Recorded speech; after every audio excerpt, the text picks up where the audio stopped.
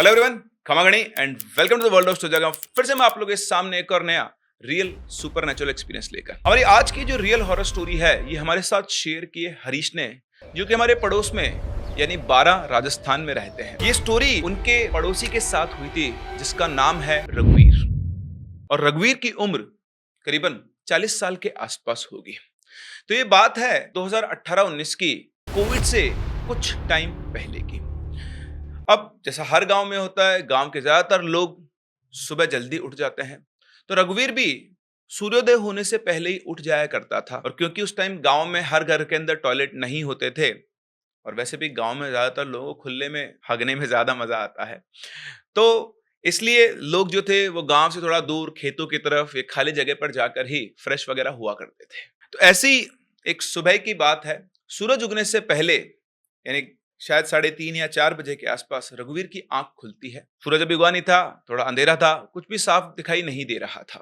तो रघुवीर रोज की तरह अपने घर से निकला और गांव से थोड़ा सा दूर एक सुनसान जगह पर जाकर वो फ्रेश होने के लिए बैठ गया। अब वो फ्रेश हो रहा था, आसपास उसका ध्यान नहीं था, और उसे लगा कि हमेशा की तरह वो अकेला ही होगा। लेकिन कुछ देर के बाद अचानक से उसकी नजर बाईं तरफ गई, और उसे लगा थोड़ा देखने पर, क्योंकि अंधेरा तो था ही, कि शायद उससे कुछ दूरी पर एक और आदमी बैठा हुआ है। उसने ध्यान नहीं दिया कि ठीक है, जैसे मैं फ्रेश हो रहा हूं वो भी फ्रेश हो रहा होगा।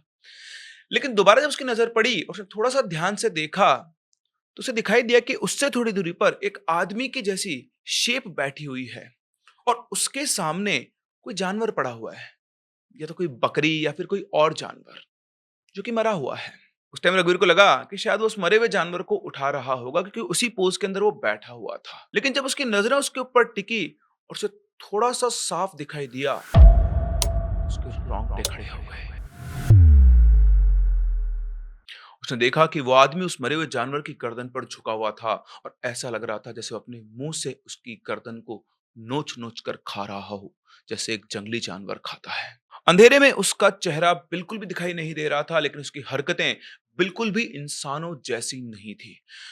रघुवीर कुछ सेकंड तक हिल नहीं पाया और वहीं बैठा रहा, और उसे अपनी आंखों पर यकीन नहीं हो रहा था कि वो जो देख रहा है वो सच है या फिर नहीं। और फिर अगले ही पल वो शेप, वो आकृति धीरे से उसकी तरफ मुड़ी, और बस एक पल के लिए उनकी नजरें मिली, और उसी पल रघुवीर के शरीर में जैसे बिजली दौड़ गई, और बिजली दौड़ते ही उसकी टट्टी भी बिजली की गति से ही निकल गई। समझिए आप मेरी बात को, मतलब उसने ऐसे लिख के भेजा है मुझे, क्योंकि वो गांव का बंदा है। तो जैसे उन दोनों की नजरें मिली, उसके शरीर में बिजली दौड़ गई, और बिजली दौड़ते उसकी टट्टी बिजली की गति से ही निकल गई। उसके मुंह से अपने आप चीख निकल गई, और वो भागने के लिए उसी हालत में घबराकर खड़ा हुआ। लेकिन भागने की उसने कोशिश की, और डर के मारे उसके पैर ठीक से काम नहीं कर रहे थे। वो कुछ और सोच पाता तभी वो काली शेप फिर से बिजली की रफ्तार से उसकी तरफ बढ़ी, और उसको अचानक से जोरदार धक्का लगा। वो कुछ दूर जाकर जमीन पर गिरा पड़ा, और उसके गिरते ही वो चीज उसके ऊपर टूट पड़ी। रघुवीर जोर जोर से चीखने लगा। उसे ऐसा महसूस हो रहा था जैसे कोई बहुत ताकतवर आदमी उसे उठाकर बार बार जमीन पर पटक रहा हो। वो दर्द से बुरी तरह चीख रहा था, और उसे उस वक्त सिर्फ इतना ही महसूस हो रहा था कि अगर कोई उसको बचाने नहीं आया तो आज वो जिंदा नहीं बचेगा। वो पूरी ताकत से चिल्ला रहा था, बचाओ बचाओ बचाओ, लेकिन आसपास उसे बचाने वाला कोई भी नहीं था। किसी तरह से वो उस चीज की पकड़े छूटकर भागा, मगर वो इतना घबरा गया था कि उसे कुछ भी समझ में नहीं आ रहा था। रघुवीर बिना पीछे मुड़े अपनी पूरी जान लगाकर दौड़ता हुआ जा रहा था, और दौड़ते दौड़ते वो सीधा गांव के स्कूल की तरफ निकल आया। और किस्मत से उधर कुछ लोग थे जो कि खेत में जाने की तैयारी कर रहे थे। उन लोगों ने भी जब किसी के दूर से चीखने की आवाज सुनी तो वहां पर दौड़ते हुए आ गए। पहले उन्हें लगा कि शायद कोई जानवर हमला कर रहा होगा, लेकिन जब लगातार आवाज आने लगी तो लोग टॉर्च लेकर उधर दौड़े, और जैसे वहां पर पहुंचे उन्हें रघुवीर की चीखें सुनाई दे रही थी, और थोड़ा दूर मिट्टी में रघुवीर पड़ा हुआ था।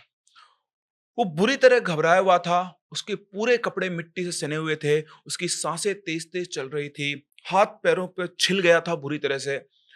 गांव वाले उसके पास पहुंचे, उससे पूछा कि क्या हुआ, क्यों चिल्ला रहे हो? तो रघुवीर कांपते हुए पीछे देखने लगा, लेकिन जिस डायरेक्शन से वो भाग कर आया था वहां पर अब कुछ नहीं था। वो काली शेप जो उसे मार रही थी, जिसने उस पर हमला किया था, जिसने उसे देखा था, वो जैसे उस अंधेरे में कहीं गायब हो चुकी थी। किसी को कुछ भी समझ नहीं आ रहा था कि हुआ क्या है। रघुवीर भी कुछ बोलने की हालत में नहीं था, लेकिन लोगों ने उसे संभाला और फिर उसे गांव की तरफ ले गए। उन लोगों ने उसे संभाल कर उसके घर पर छोड़ा। जब वो घर पहुंचा तब भी उसकी हालत बहुत खराब थी। पूरे कपड़े फटे हुए थे, जगह जगह चोट के निशान दिखाई दे रहे थे। वो अब भी बुरी तरह कांप रहा था और कुछ भी कहने की हालत में नहीं था। घर वालों ने सोचा कि शायद डर की वजह से उसकी ऐसी हालत हो गई है। उन्होंने उसे बिठाया, पानी वानी पिलाया, आराम करने को कहा और किसी तरह से उसे सुला दिया। रघुवीर पूरा दिन सोता रहा और सीधा अगले ही दिन जागा और उसके बाद से ही शुरू हुई उसकी अगली प्रॉब्लम। अब आगे क्या हुआ ये तो हम जानेंगे, लेकिन आगे बढ़ने से पहले कुछ चीज है जो मैं आपसे शेयर करना चाहूंगा। कहानी में आगे बढ़े उससे पहले कुछ शेयर मैं आपसे करना चाहता हूँ कि ये हमारा हेयर ऑयल है। ये किसी ब्रांड का नहीं है, हमारा खुद का बनाया हुआ हेयर ऑयल है घर में, जो मेरी वाइफ हमेशा से बनाती आई है और हम सब लोग इसको यूज करते हैं। तो जब ये उसने स्टार्ट किया अभी कुछ दिनों पहले इंस्टाग्राम के थ्रू, उसने कुछ बॉटल्स दी, फिर हमारे पास लगातार ऑर्डर्स आने लगे। तो मैंने वेट किया और ये देखने के लिए कि यार एक्चुअली इसका रिजल्ट सिर्फ हम ही देख पा रहे हैं, बाकी लोगों को भी दिख रहा है।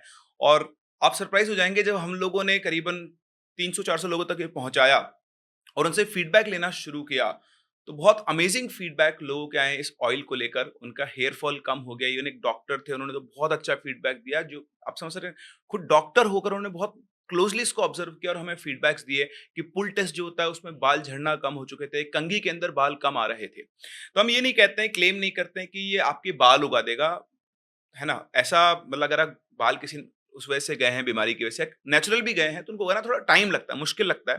लेकिन हाँ, बचे हुए बालों को रोक लेगा, हेयर फॉल कम करेगा, डैंड्रफ में भी आपको हेल्प करता है। और हमने देखा कि लोग कोई भी ऑयल बेच रहे हैं, तो हम लोग क्या करते हैं, बहुत अच्छी क्वालिटी वाला, सबसे मतलब कॉस्टली में बहुत पड़ता है, जो बेस ऑयल है वो कोकोनट ऑयल यूज़ करते हैं। फिर हम लोगों ने कुछ प्योर ऑयल्स को भी पब्लिक को देना शुरू किया, जो हमारे फैमिलीज़ थे, जो हमसे कनेक्शन थे उनके। तो फिर उसके बाद हम लोगों ने एक प्योर बादाम ऑयल, बिल्कुल प्योर, है ना? जो हम अपनी आँखों के सामने निकलवा कर लाते हैं, वुड प्रेस्ड ये ऑयल होता है, कोई हीट इसमें इन्वॉल्व नहीं होती है। और उसके अलावा प्योर कोकोनट ऑयल, ये वही बेस ऑयल है जो हम लोग अपने इस ऑयल के अंदर भी यूज़ करते हैं।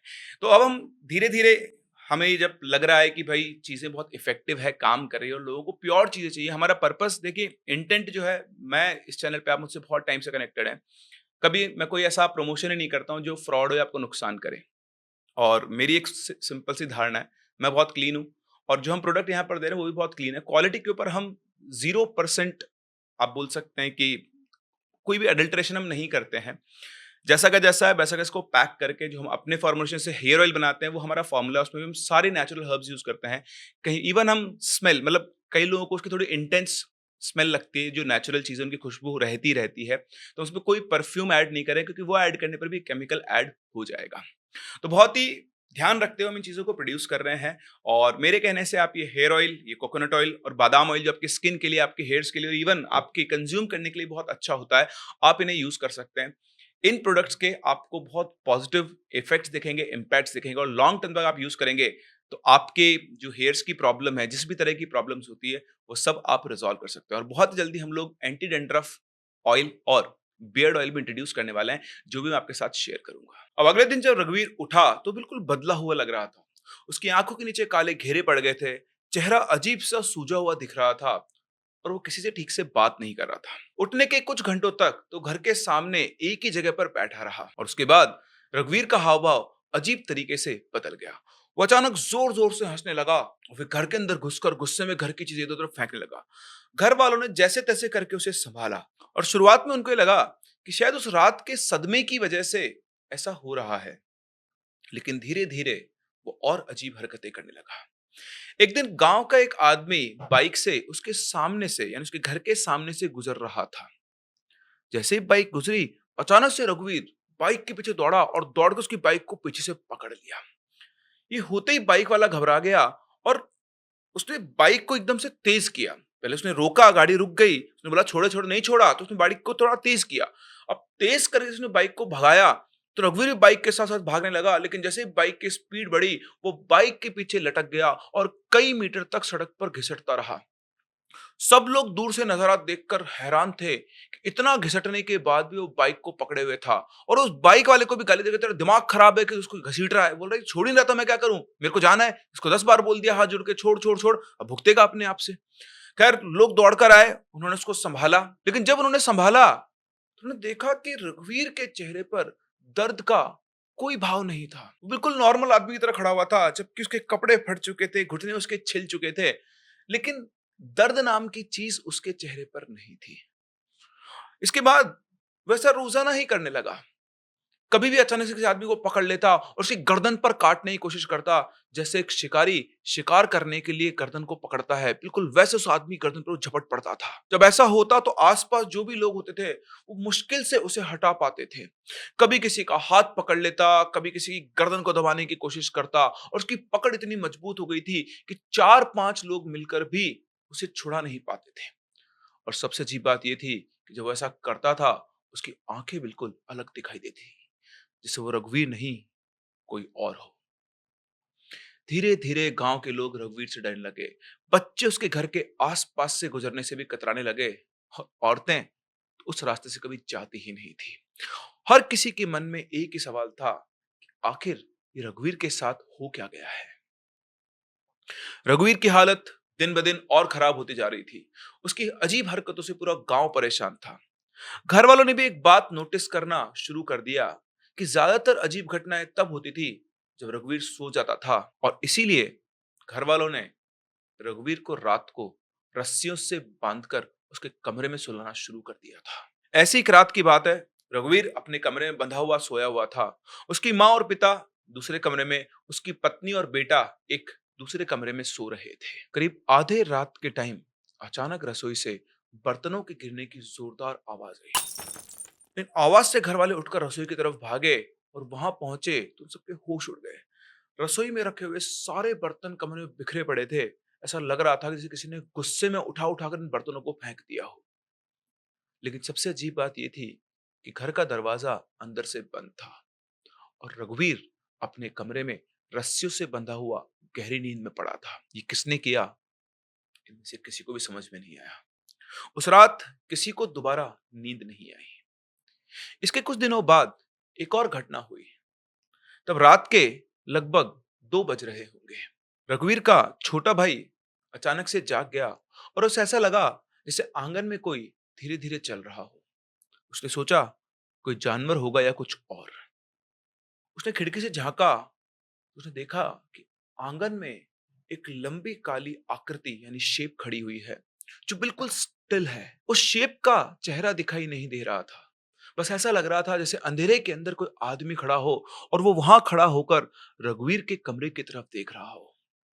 कुछ सेकंड तक वो शेप वहीं पर रही, और फिर अचानक से अंधेरे में गायब हो गई। और अगली सुबह जब सबने उसके भाई के बताने पर आंगन में जाकर देखा, तो मिट्टी पर अजीब से पैरों के निशान बने हुए थे। किसी को कुछ भी समझ में नहीं आया कि जो उसने देखा वो सच था या फिर एक वहम। वक्त के साथ साथ घटनाएं और डरावनी होने लगी।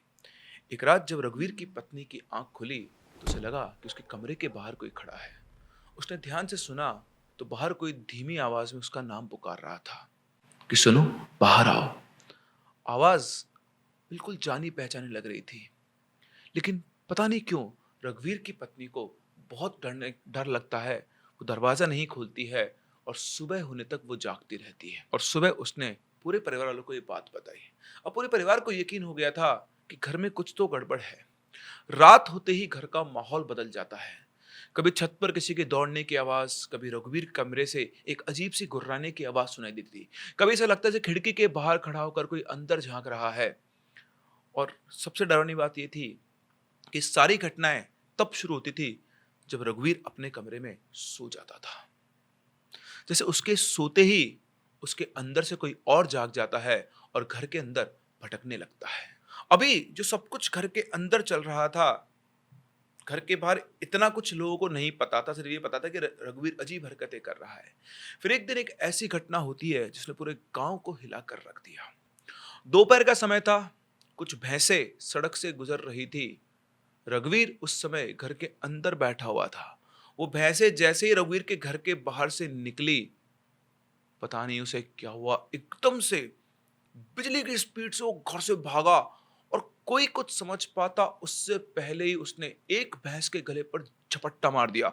बिल्कुल ऐसे जैसे एक शेर या फिर एक पैंथर अपने शिकार के ऊपर हमला करता है। वो उसके गले के ऊपर से अपने दांत गड़ा दिए और उसके ऊपर लिपट गया। और भैंस जो है वो दर्द से इधर उधर उछलने लगी और चारों तरफ अफरा-तफरी मच गई।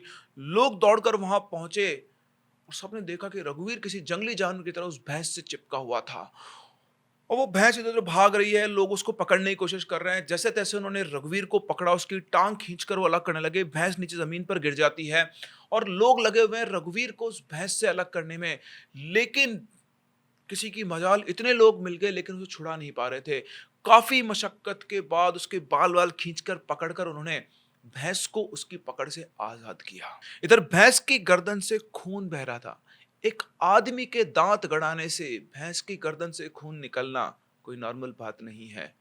और इधर जब लोगों की नजर रघुवीर पर पड़ी तो उसकी आंखों में एक अजीब सी चमक दिखाई दे रही थी।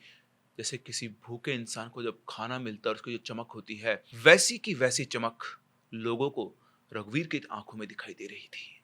उस दिन के बाद लोगों का डर और बढ़ गया, क्योंकि अब तक जो रघुवीर इंसानों पर झपट रहा था, अब उसने जानवरों पर झपटना शुरू कर दिया। उस भैंस के बाद कभी कोई बकरी निकलती, इवन कुत्तों तक को उसने नहीं छोड़ा। और अब घर वालों को समझ में आने लग गया था, समझ में आ चुका था कि उसे खुला छोड़ना खतरनाक हो सकता है।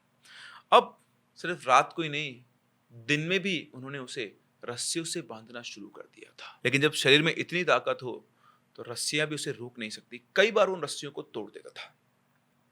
अब पूरे गांव को विश्वास हो चुका था कि उस रात उस सुनसान जगह पर रघुवीर के साथ जो हुआ, उसके बाद उसके साथ कुछ आ गया है और ये सब उसी वजह से हो रहा है।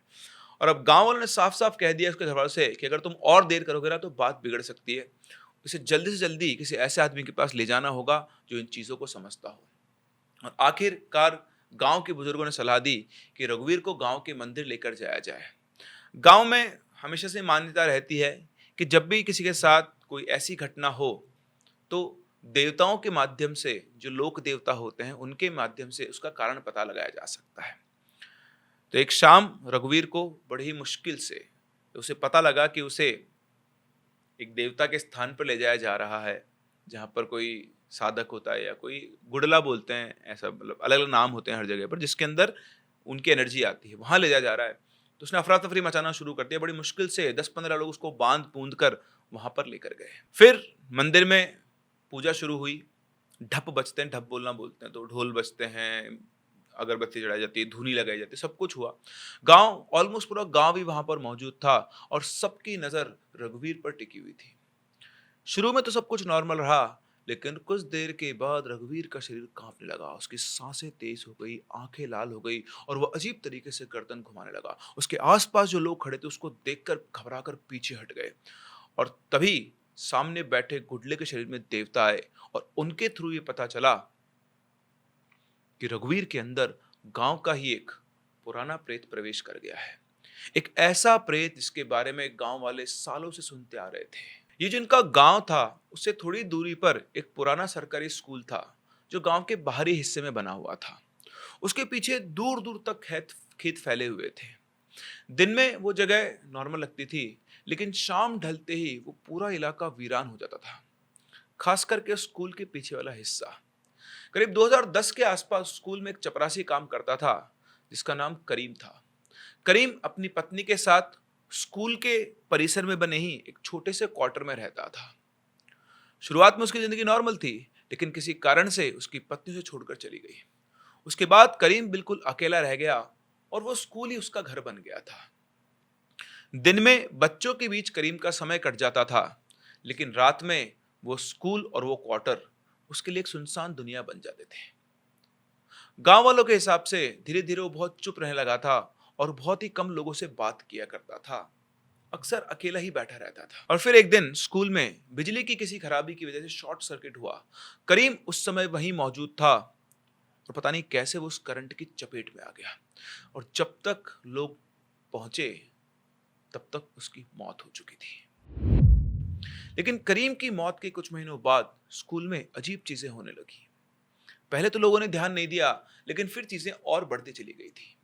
कई बार सुबह जब स्कूल खुलता तो कुछ कमरों के दरवाजे थे वो पहले से ही खुले हुए मिलते थे, जबकि शाम को उन्हें बंद किया गया होता था। कभी खाली कमरों से कुर्सियां खिसकने से आवाजें आती, कभी किसी को लगता कि बरामदे में कोई चल रहा है, लेकिन देखने पर वहां पर कोई भी नहीं होता था। बच्चे भी कभी कभी कहते थे कि उन्होंने किसी आदमी को स्कूल के पीछे खड़ा हुआ देखा है, लेकिन जब वहां जाकर देखते तो वहां पर कोई भी नहीं होता था। और धीरे धीरे पूरे गांव में ये बात फैल गई थी कि करीम की आत्मा अभी भी स्कूल के आसपास भटकती है। और सबसे ज्यादा बातें स्कूल के पीछे वाले हिस्से को लेकर होती थी, और कई गांव के लोगों ने दावा किया था कि उन्होंने रात के समय वहां किसी आदमी जैसी आकृति को देखा था। लेकिन उस आकृति ने कभी किसी को नुकसान नहीं पहुंचाया था, ना किसी का पीछा किया, ना किसी पर हमला किया, और ना ही किसी को डराने की कोशिश की। वो बस दिखता था और गायब हो जाता था। इसी वजह से गांव वाले उससे ठीक है डरते थे, लेकिन उसे इतना कोई खतरनाक नहीं मानते थे। सब यही कहते थे कि स्कूल के पीछे कोई भटकता है, शायद वो करीम ही है, लेकिन वो किसी को परेशान नहीं करता है। लेकिन फिर उन देवता ने बताया कि उस रात कुछ ऐसा हुआ था जो सालों से नहीं हुआ। जिस सुबह रघुवीर खेतों की तरफ गया था, अनजाने में वो उस जगह पहुंच गया जहां पर वो प्रेत अक्सर दिखाई देता था और रहता था। वहां उसने जो देखा वो कोई नॉर्मल चीज नहीं थी। ये सारी बातें जानने के बाद सभी लोग बिल्कुल शॉक्ड रह गए कि ऐसा कैसे हो सकता है। लेकिन उन्होंने बताया कि उस टाइम पर जब वो अपना खाना खा रहा था, उस टाइम पर रघुवीर ने उसे देख लिया, और इस वजह से वो शायद इसके पीछे पड़ गया है। फिर उनसे कहा कि इसका इलाज क्या है, तो उन्होंने बोला कि मैं कोशिश करता हूँ, लेकिन मुझे लगता नहीं कि इतनी आसानी से ये जाएगा। उन्होंने अपनी कोशिश की और वैसा ही हुआ, उनकी कोशिश विफल रही। उसके बाद रघुवीर को और कई जगह पर दिखाया गया, लेकिन उसको कोई इंप्रूवमेंट नहीं आ रहा था। गांव के आसपास सभी जगह उसको दिखा लिया था। फिर उनके एक परिचित मिले, उन्होंने कहा कि आपने देखो सब जगह दिखा लिया है, अच्छा उसकी हालत बिगड़ती जा रही थी, ठीक तो हो ही नहीं रही थी, और वो दिन रात बंधा ही रहता था अपने घर के अंदर। फिर किसी ने उनसे कहा कि भाई हमारी बेटी के ऊपर भी जब ये कुछ हुआ था तो किसी कहने पर हम इसे अजमेर की दरगाह में लेकर गए थे, तो आपने भी सब चीज़ें ट्राई कर ली, एक बार आप भी वहाँ पर देख लो। तो उन्होंने बोला कि नहीं भाई हम तो नहीं जाएंगे। बट एक बार तो उन्होंने मना कर दिया, लेकिन अब उनको दिख रहा था कि इसकी जान जा सकती, कहीं और कुछ है नहीं, है ना भाई। देखो सबकी अपनी अपनी मान्यता होती है। फिर अल्टीमेटली वो लोग अजमेर गए, वहाँ पर उन्होंने दरगाह में कांटेक्ट किया, और ऐसी जगह जहाँ पर ऐसे लोगों के लिए दुआएं पड़ी जाती है, वहाँ पर रघुवीर को ले जाया गया। ले जाने से पहले भी उसे कुछ नहीं बताया गया, उसे बोला कि हम कहीं चल रहे हैं। और जैसे से लोग दरगाह के पास पहुंचे तो उसे सेंस हो गया था कि मैं ऐसी जगह जा रहा हूँ जो उसके अंदर करीम बैठा हुआ था, ऐसी जगह जा रहा हूँ जहाँ से अब मेरी बैंड बजने वाली है, मुझे निकाला जा सकता है। तो बहुत अजीब सी हरकतें करने लग गया था, उसको जैसे तैसे बांध कर रखा गया। दरगाह में जो ले जाया गया तो करीबन 10-15 लोग उसको पकड़ कर लेकर जा रहे थे। उसे बिठाया गया, वहाँ पे जो मौलवी साहब थे उन्होंने दुआ वगैरह पढ़ी, रिचुअल्स किए बहुत सारे, है ना। और उन रिचुअल्स के दौरान जब वो उसके शरीर में था तो पहले से वो बोलने लगा, तो उसने भी ये बताया कि जब मैं अपना काम कर रहा था, मुझे किसी से कोई लेना देना नहीं था, मैं किसी को नुकसान नहीं पहुंचाता था, लेकिन जब मैं अपना खाना खा रहा था तब इसने मुझे देखा। तो बड़ी अजीब सी बात है कि मतलब खाना खा रहा था, वो जानवर को मार के खा रहा था। मैंने मतलब आज से पहले होता है ऐसा, ऐसा नहीं है कि मतलब मैंने ऐसे एक्सपीरियंसेस पढ़े हैं, बट इस तरह से खा रहा था उसको एक जानवर की तरह। और इसके शरीर में आने के बाद भी उसकी भूख जो थी वो और ज़्यादा बढ़ गई थी, और इसीलिए शायद उस भैंस के ऊपर भी उसने हमला किया। खैर बड़ा अजीब सा केस था ये, जो उन लोगों को जो दरगाह पर मौलवी साहब थे उनको भी सुनने में बड़ा अजीब सा लगा। लेकिन जैसे तैसे उन्होंने उसका इलाज किया, और फिर वहाँ से आने के बाद रघुवीर के अंदर इम्प्रूवमेंट आए, वो धीरे धीरे नॉर्मल होने लगा। जब वो ठीक हो गया तब रघुवीर को कुछ भी याद नहीं था, लेकिन उसके घर वाले और गांव के लोग उसे बताया करते थे कि जब वो पजेस स्टेट में था तो वो क्या क्या किया करता था। अजमेर से लौटने के बाद रघुवीर बिल्कुल नॉर्मल रहा, आज तक भी बिल्कुल ठीक है और अपनी नॉर्मल जिंदगी गुजार रहा है। लेकिन बस अब फ्रेश होने के लिए वो गांव के बाहर नहीं जाता है, मतलब अपने घर में टॉयलेट बनवा लिया है, और स्वच्छ भारत अभियान को पूरी तरह से वो फॉलो कर रहा है। तो ऐसा भी हो सकता है कि उस भूत ने कहा बेटा बहुत गंदगी फैला रहे हो तुम, आओ इधर, है ना, तुमको अपने घर में टॉयलेट बनवाना चाहिए। शायद ये सीख उसको मिल गई थी। खैर अपार्ट फ्रॉम जोक्स, देखिए गांव के अंदर कई कई जगह ऐसी होती है, और पहले अभी भी गांव के कई लोगों को मतलब टॉयलेट के अंदर पसंद नहीं है फ्रेश होना, वो लोग मोस्टली बाहर ही जाते हैं, चाहे घर में टॉयलेट बना हो तब भी वो जाते हैं, है ना। और ग्रुप बना के जाते हैं कई बार। तो हो सकता है अगर आप भी 90s के किड्स हैं तो आप लोग भी अ, अपने गांव में कभी गए हो तो सारे कजिन्स मिलकर ऐसे ही फ्रेश होने के लिए जाते थे गोला बनाकर। खैर, बातों को उनको छोड़ते हैं और बात यहाँ पर आते हैं कि अनजाने में कहाँ पता नहीं कैसे रघुवीर का पाला पड़ गया इस खतरनाक एंटिटी से और उसके इन्फ्लुएंस में आकर वो खुद एक शिकारी जानवर बन गया। ये थी कहानी रघुवीर की और उस गांव में भटकने वाले एक खतरनाक प्रेत की, जिसे खाना खाते हुए रघुवीर ने देखा। वैसे हाउ इज दैट पॉसिबल कि एक प्रेत एक जानवर को मार के खा रहा है इंसान की तरह? अपने व्यूज हमें कमेंट सेक्शन में जरूर बताएं। हम लोग मिलते हैं अपनी अगली कहानी में, तब तक के लिए keep loving and keep listening.